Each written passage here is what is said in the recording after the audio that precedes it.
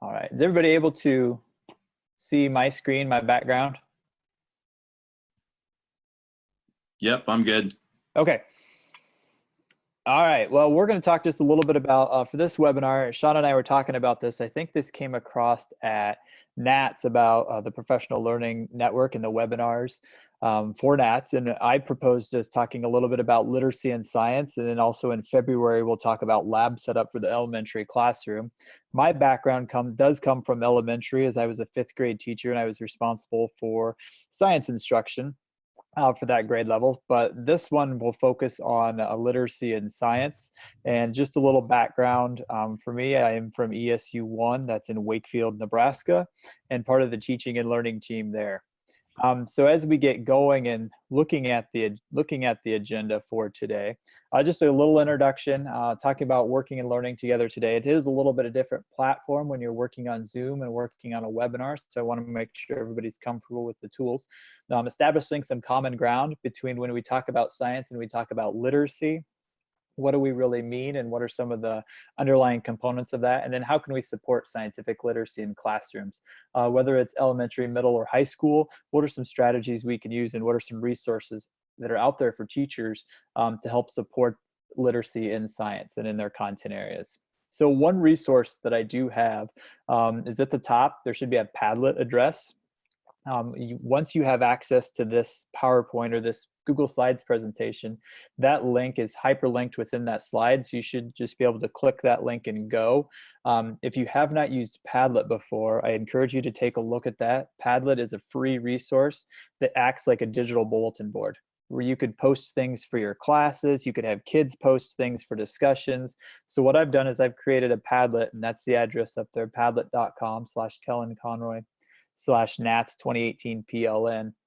And I've already put a couple things on there. I've put the science Padlet that I share with ESU 1 area teachers on there. And I've also put this presentation on that Padlet as well. So if you have any ideas or suggestions or things that can support the content for this, I'd encourage you to post those or post a link or email a link, because I like to learn as much from people I present with, as much as I like to actually do the presenting. So I'm a learner too. So I do like to take and beg and borrow and steal ideas. So if you do have any, that's a place where we can collect some of those resources. So we'll check that here. We'll go back as soon as we're done. We'll go back and check to see what's on that Padlet. And also I can walk you through some of the resources that are already there. So just a little bit about me. Sometimes it's nice to put a name and a face together and a voice, especially if it's on a Zoom or a webinar. But that's just a little about me, about my education. Like I said, I was a fifth grade teacher in Auburn, Nebraska, Southeast Nebraska. And I've been at the ESU since May of 2013 as a teaching and learning specialist, where I focus on math, science, and social studies. So that's just a little bit about me. But as we work and learn together today, just a few things. First of all, misery is optional, and I'm not kidding, it really is. If this isn't something that's meeting your needs, it is a Zoom session, so you're free to exit or enter the Zoom as needed. It is a recorded webinar. Once you log in, it's automatically recording, so you can mute your camera, you can mute your mics. Those are just some of the things that will be up there, and this will be accessible on the NATS website. Just employ the power of the chat. There is a chat feature within Zoom that you can use to ask questions.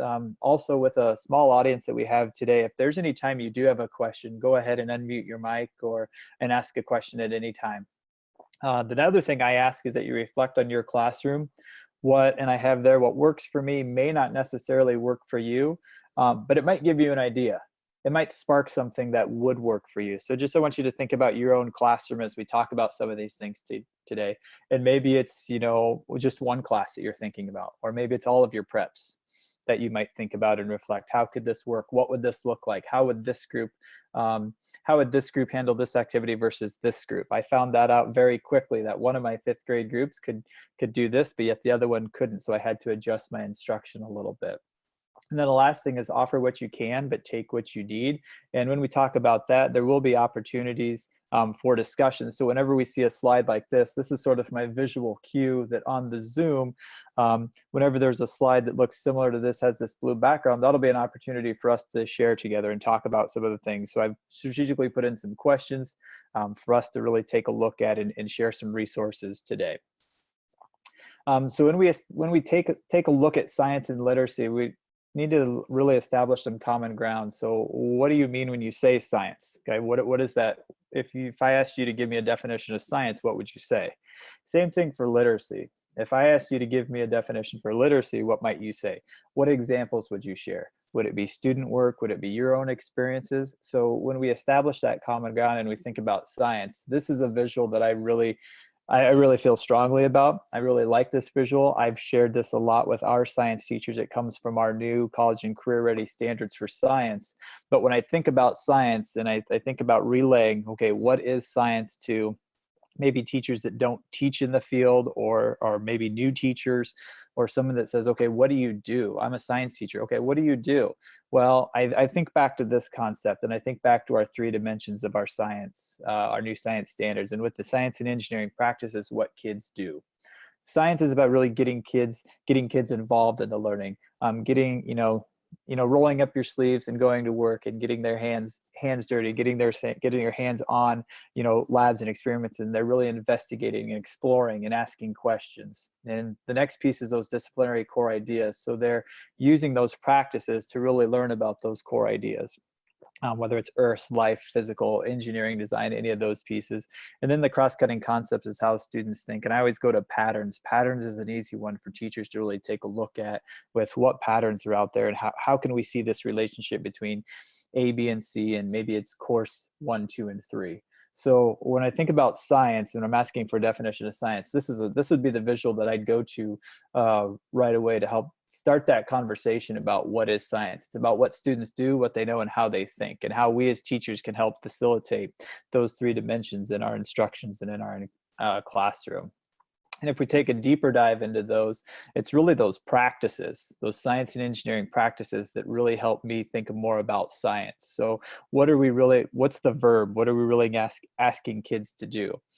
When I think about practice, I think about, like, maybe it's a practice for an athletic competition, or a practice for a band performance, or a one-act play. Well, we need to provide the opportunities for kids to practice before they're successful on the basketball court, or on the stage, or with that band instrument. Same thing with science. We really have to give kids opportunities to ask questions and define problems and plan and carry out investigations, and constructing those investigations, engaging in arguments from evidence. So those are things that I think about when I think about what does science mean. I think about these three areas. And something I found here from the NSTA Quick Reference Guide is becoming a critical consumer of science is fostered by opportunities to critique and evaluation to judge the merits of any scientifically based argument. So I think right there, the key word is opportunities, just making sure we're providing kids opportunities so that they have those experiences within the classroom, or maybe even outside of the classroom. So then we'll flip the coin and go to literacy. So what do we mean by literacy? Yes, it's competence or knowledge in a specified area, a specific spot. Yep, well, I agree with that. But we're asking students not only to be literate within a specified area, but if we think about science, we have to think about vocabulary. There's a ton of content-related vocabulary in science that kids need to not only know and recognize, but be able to apply in their learning and throughout different courses. Another thing is numerical data, and taking a look at any labs that they're running, being able to analyze that data. How do we organize it? What does it look like? What does it mean? And so what from here? Where do we go from here with this data? Pictures. Can they analyze pictures? Can they take a look at any captions on pictures? Okay, so what role do pictures play in literacy? Taking a look at text, okay, any text that they're having to read. There's different forms of text, and a science book won't read like a social studies book or a novel in an English language arts class. So what does that text look like, and how can we provide opportunities for students to really take a look and comprehend that information? Charts. Okay, it goes back to that data. Once that data is collected, how are they organizing it? Are they organizing in a chart, or they're organizing it in a graph? Observations, maybe observations they're going to make. We're going to talk about journals later, and how journals can be a key tool for developing science literacy in classrooms. Okay, going along with charts, numerical data, pictures are also graphs. Being able to read those graphs, analyze those graphs, and communicate that.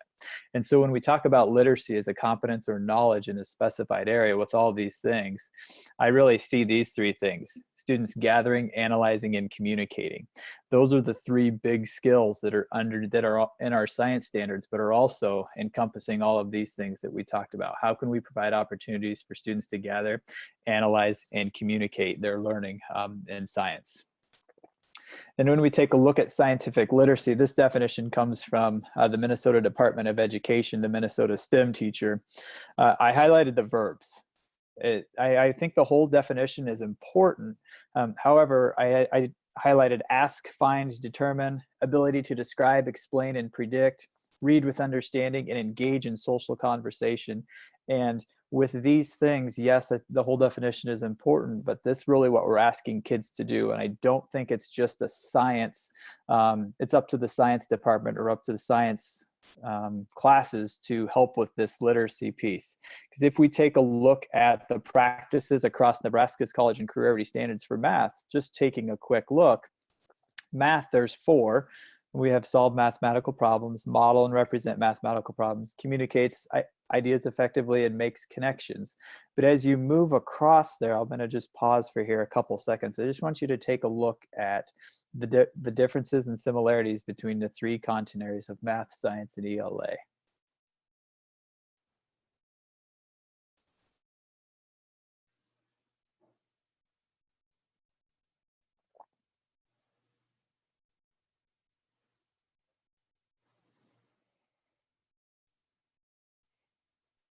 So going back to this slide and asking, finding, determining, ability to describe, explain, and predict, read with understanding, engage in social conversation. If we take a look at the 3 areas here, math, science, and ELA, notice the connections that are within those 3 content areas. So for example, if we take a look at the purple, represents mathematical problems. Well, that's analyzing and interpreting data in science, but that's also comprehension for ELA. Students not only have to comprehend text, but they have to comprehend the math behind it, the data, the numbers. Another thing we have is with the green here, solving mathematical problems, and science is using mathematics and computational thinking. So there's another direct relationship.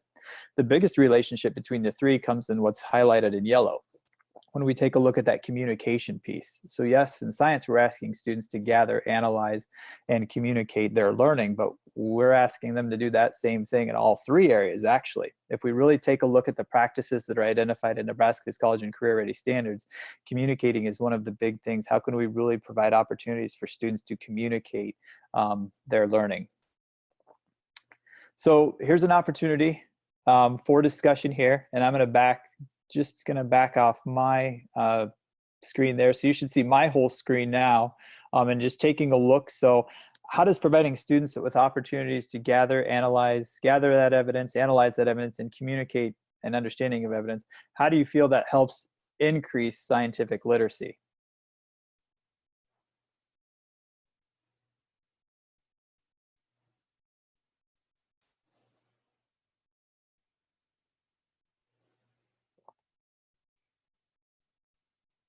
Well, it puts kids in charge of their own learning in lots of regards. It's not the teacher as the dispenser of information, but the students are the ones that can determine, what's important as they're doing that.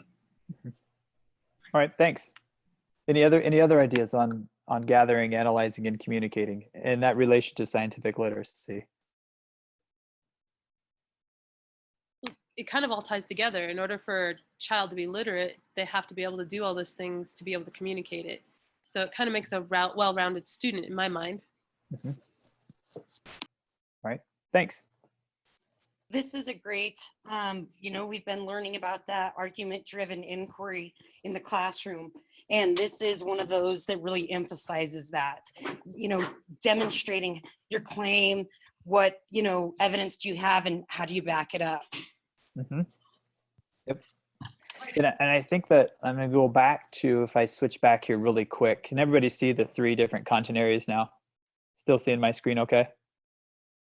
Okay, yep. What I see here is I'm going to go back to these 3 content areas, and that's just, these 3 areas could really be working together to really show that there are all these things here. So how can we gather evidence in math and analyze it and communicate it? Same thing for English language arts. I know one of the pushes was text dependent analysis, having students back up or support answers from a text. Well, that's the sort of the same thing when we're asking students to engage in an argument from text. You know, how can we cooperate? How can we get all these things together so students see that, oh, I'm doing the same thing here that I'm doing in this class, but yet it's just a different content, but they're doing the same practice. So I think that helps that support. So I'm gonna go back to, should see back to my full screen. So just taking a look at supporting scientific literacy. I just wanted to hit 3 things. I know this is a webinar here, and I know it's afternoon, so I didn't want to bombard people with things, but just take a look at the 5E instructional model and its relation to scientific literacy. Talk a little bit about interactive student notebooks, and then reading to learn in science. So those are the 3 things I picked for this afternoon. So the first one, if we talk about that 5E instructional model, really talking about what those 5 E's are. When we're asking kids to engage, explore, explain, elaborate, and evaluate in a lesson, you know, all those might not be in one class period. Okay, it might be we're engaging and exploring in a class period, and then we build throughout an instructional sequence or build throughout that instructional unit to where we're getting kids to do all of these things, all these 5 things, based on a phenomena or based on the unit title or however it's being presented in the classroom. But just thinking about the 5 E's in literacy and just some different strategies. So think about engaging kids, okay? Think about think, pair, shares, or collaborative conversations, read aloud and think aloud. I'm huge about collaborative learning and thinking about using the expertise that's in the room. What I bring to the table, somebody else might not, but yet vice versa, what somebody else brings to the table might be something that I need. So engaging kids in the content, so we can get them interested, get them hooked, get them really thinking about a phenomenon that's presented and get them talking about it. I think that's half the battle, is once you can get a kid excited. Typically from my perspective in the elementary, is I knew I would get kids excited when they'd start telling me stories about this. They'd share a story about this, and then somebody else would share a story, and then somebody else would share a story. So I knew that I had them at that point. But even with working with high school students, if I can get them to start talking about things and start making connections, okay, that's that engage piece. And then if we move to that explore, we bring in that writing piece. So providing students an opportunity to write, maybe it's recording observations in journals, recording their data, recording their questions. Maybe it's thoughts and wonders, just getting them to write things. It doesn't have to be a perfect paragraph. Just start jotting some notes down, so that way you can jog your memory when we need to come back to that piece. Moving down to the explain, maybe it's a quick response, a quick write. I know one of the strategies that I've seen that I've used in science is almost you're using social media for this piece. So if you would tweet, for example, if you would compose a tweet about what you just saw with this phenomena, what would you say? Limit it to 140 characters. What would you say? Or you're going to post something on Facebook about this phenomena that we observed, or this learning today. What would you post? So just giving students some quick writing opportunities. Writing to explain what they've discovered. If someone new walks into the classroom and they don't know what we're doing, is your writing clear enough that they would be able to understand what you saw or what you've observed? Another one is drawing.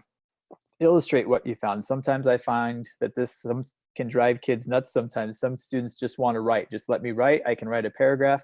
But yet that's very difficult for other students. Whereas drawing might be the student can draw it out. They would have everything labeled. They might be that visual learner, but it's difficult for them to write. So just, providing different opportunities for students to explain their thinking in different formats.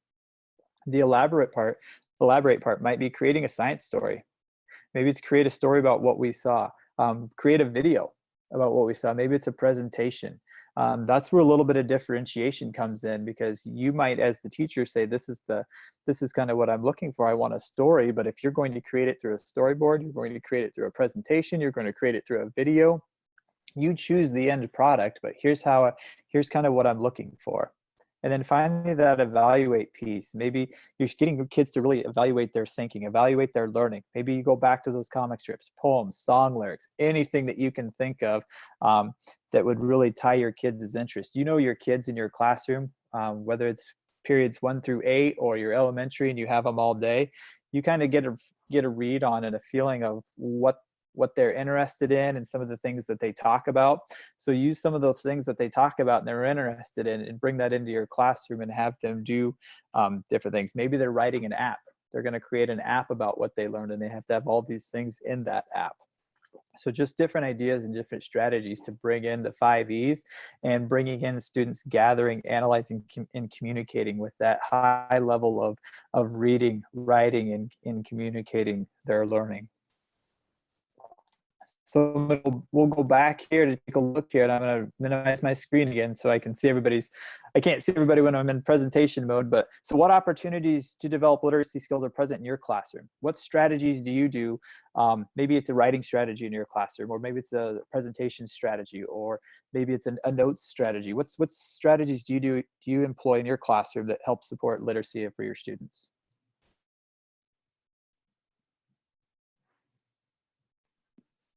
Kellen, I do a lot of those. I call it a choice of knowledge or something like that. I don't remember exactly how I worded it, but it's better than that.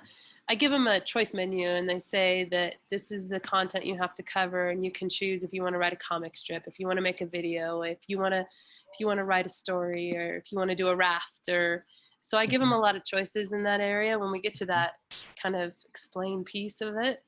But I love your ideas. Those are great. Yeah, and what I like about, and I appreciate you sharing, Shauna, because what I like about that is that if I'm the student in your class, it kind of gives me ownership of that learning, because then I get to choose what that product looks like. I mean, you've set the parameters for me, but I still have that autonomy where I can choose, okay, I'd rather do it this way, and that's accepted. I guess I call it a demonstration of knowledge. That's where we get to that point and they have to demonstrate to me that they've mastered in some form, some way. I'm lucky in a lot of ways. We're one-to-one, so I'm unlimited in technology realm. Yeah. All right, thank you. Any other ideas or strategies anybody's willing to share? I use interactive notebooks a lot in my classes here in Thetford. And for me, I can use them in different places in that 5E method. So not only do I use it to evaluate, but sometimes I might use it in one of the other E areas. But interactive notebooks are huge for me. Okay, awesome. Thank you. So question here. I don't have a classroom any longer, but do you share those student products in your classroom? That's one of the pieces that the stuff that I've been doing. We're talking about the idea of the teacher as learner too, and having those students actually share. I used to do that in my anatomy class. We did seminars. You always multiply the learning if each one of those students shares their work with everybody else. So is that part of your plan in your classrooms? Bob, sometimes I get time to it, sometimes I don't. And then I run across some shy students once in a while, and I slowly try to work them up to presenting in front of the class. An example is my animal science class this is actually in one of my ag classes, but one of their projects that they had to do is they had to develop a cell organelle infomercial.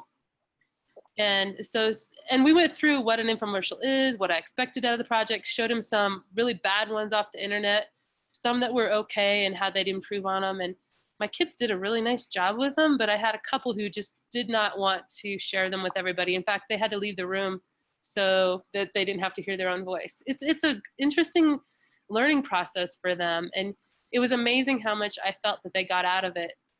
Some of my sixth graders, I do take the time to present some of the projects, or I'll go around and we do a group share.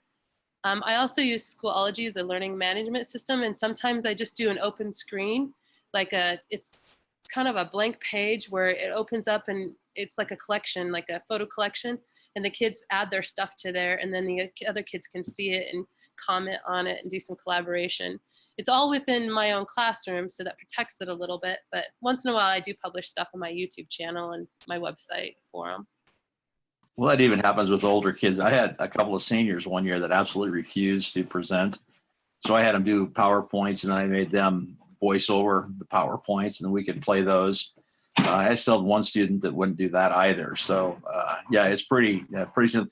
One of the things I like to do was with the writing piece was to have sorry, television popped on. Was to have kids write about, okay, I am a red blood cell.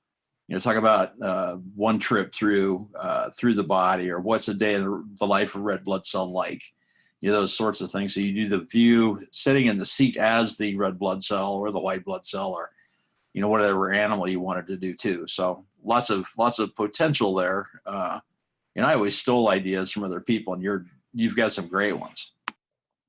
One of the things I'm trying to work into, and I'm not real great at it, for a check for understanding at the end of the class is, they say collaboration is huge in our children's world and being able to talk about it, but they don't always necessarily want to do it face to face. So in my Schoology system, they can do a group chat kind of type thing. And so I'll pose the question and then they have to post the answer to it. Like I might say that you have to respond 2 of this and 1 of that, depending on what it is. So maybe you have to give me 2 examples and 1 definition or something like that. I'm getting better at it. The hard part I'm finding is staying caught up with it for my 7 class periods and reading it too. Mm-hmm.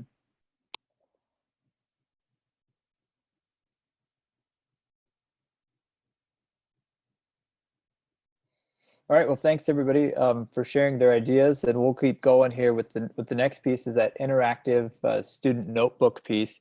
And I know, Andrea, you said these are huge in your classroom, so I'm interested to hear in some of the things that you do and some of the things that you use your notebooks for. Just taking a look at here, I found this from Campbell and Fulton here, that the notebooks promote critical language and use among students, critical language use. And I think that's huge if we're talking about scientific literacy as well. And going back to the questioning, hypothesizing, and reflecting, but I once again hear gathering, analyzing, and communicating.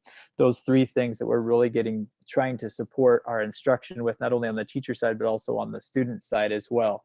So if we take a look at connections notebooks can provide, there's some oral connections, written connections, reading, and vocabulary, all huge literacy skills.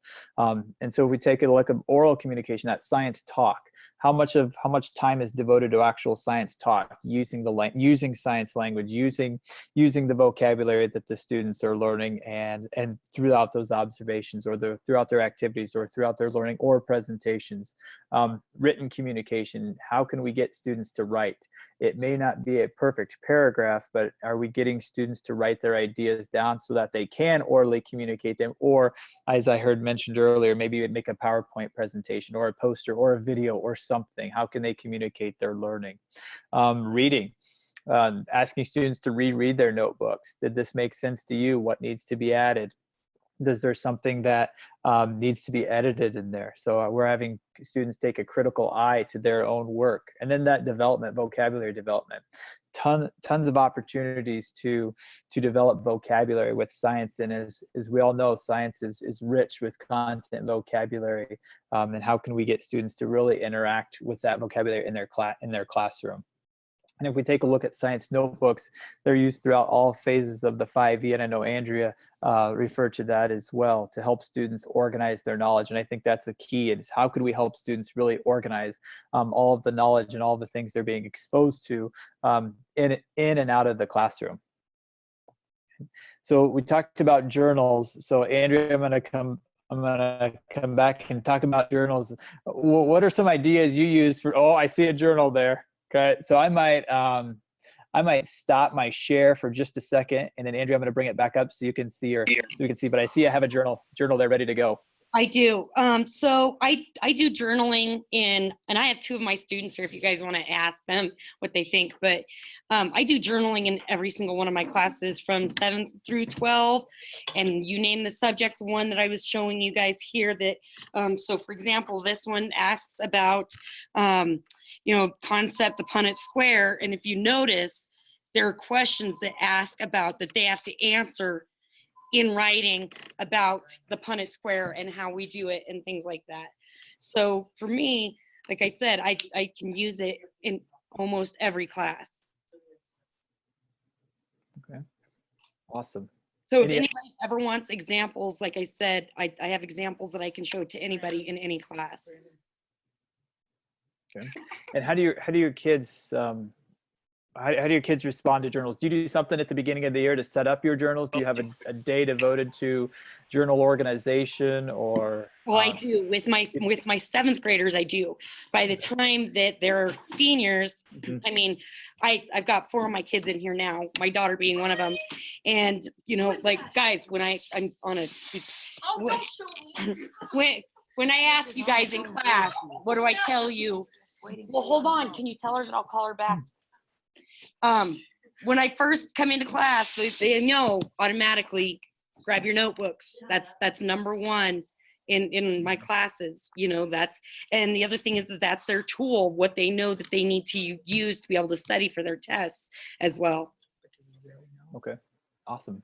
Sorry, I was trying to get them to be helpful, and yeah, that didn't go very well.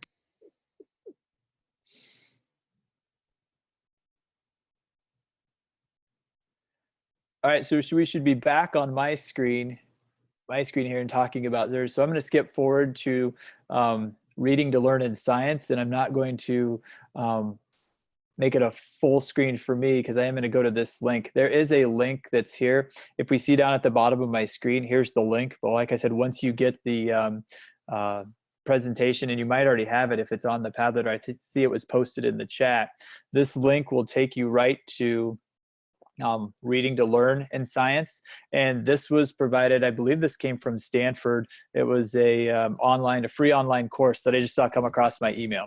So I don't know if anybody has seen this or you've used it already or you went through some of these things, but I thought this tied in nicely to the topic for today is scientific literacy. What I like about this website is it breaks it down into 3 different parts for you: reading and science education, the challenges of science text. So that's when we talked a little bit about science text reading differently than ELA or social studies or even math story problems for that matter. But then you have strategies for the classroom. So if you come to this website and click on strategies for the classroom, it talks a little bit about what are some strategies before reading, during reading, and after reading. So if you're asking students to read something, read this before you come to class, or watch this video before you come to class, or after class we need to read this so we're ready to go for the next class. Here are just some strategies that can help support that. So before reading, for example, I'm going to click on anticipation guide. And what it does is it takes you to a little definition of using anticipation guides, gives you a little background behind it, gives you an example, and then there's a video down here. And it's what I like, it's a 3-minute bite, digestible bite of a video on how to use some of those strategies that are included.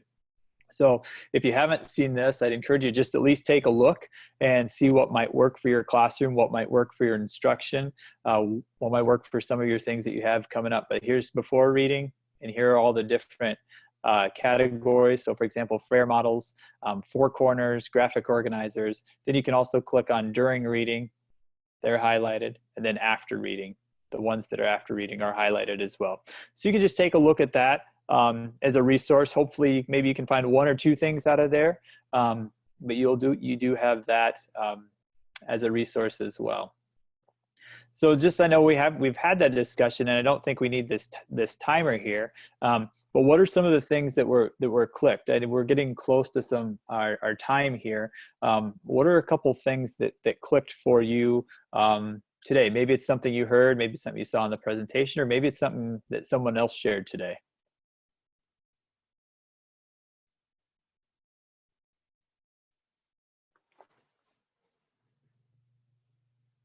I think Kellen, with the new standards, I haven't had a whole lot of exposure to them since I didn't get to help write them. So I'm still kind of in that process of figuring them out and learning them for myself. And I think in a way, you kind of tied them all together because I like the 5EB model. I teach well with it, but how does that tie in with the new standards and how does it all fit together? And I think you made that click for me. Okay.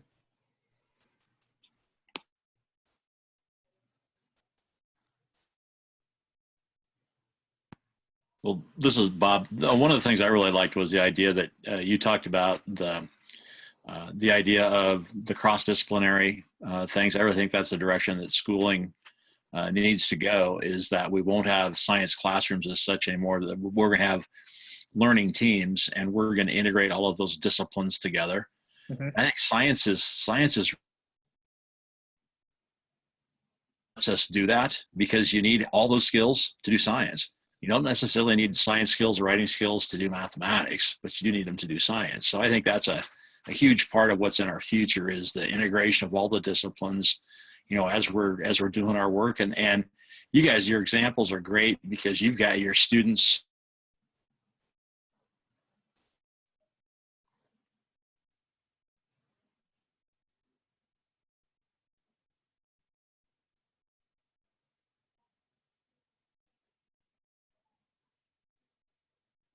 Bob, were you still there? Sorry, I got kicked. Yeah, Okay. I got kicked off. I get a note here that my internet link is weak. So, but I think that's what's coming in our futures is that integration of disciplines. Where you'll be doing maybe and working with teaching partners, in the classroom. So you may be paired with a social studies English teacher, as you do your disciplines. So I think that's all the next wave. Yeah. Well, thank you. I appreciate that. Oops, I was on mute there. So one thing I want to finish up with here is, as we talk about, I'm going to scroll back up to the NATS, the Padlet here. And once I get there, I will share my screen one last time so you can see what's on the Padlet. So this is an example of a Padlet. So if you haven't used one before, I'd encourage you to take a look, check it out. And what I have here is here's the link. So once you type in this link, you should be able to get there and go. Here's the presentation, but I've also put on a Padlet that I share with ESU1 area teachers. That's in Northeast Nebraska. So I'm gonna go ahead and click on here. And what this will do is this is where I start to organize all of things I share with teachers in my area. Up here in Northeast Nebraska. And if you scroll down to 2017, here's where I started to organize information about our new standards with the teaching channel. Teaching channel is fantastic if you haven't taken a look at some of those items there. But then if you just scroll down, I know there's a lot here and it could be, holy cow, how am I going to get through these things? But just taking a few minutes to look and see what's out there and just seeing some of the different resources that have been collected into one spot. That's why I like Padlet. And if I go back into my classroom, I'd help my fifth graders, or I train fifth graders to say, how can we use Padlet to organize any of our discussions, or you have to bring in an example of this for me and post it to the Padlet, because we're starting to get that capability with students in schools going one-to-one. So it's just a different collection of resources there, but that is available for you on that Padlet that we have included at the beginning. So to wrap up, really, I guess, are there any questions that I can help with, or is there anything else that I didn't cover that you wanted me to, or is there anything that I can help with?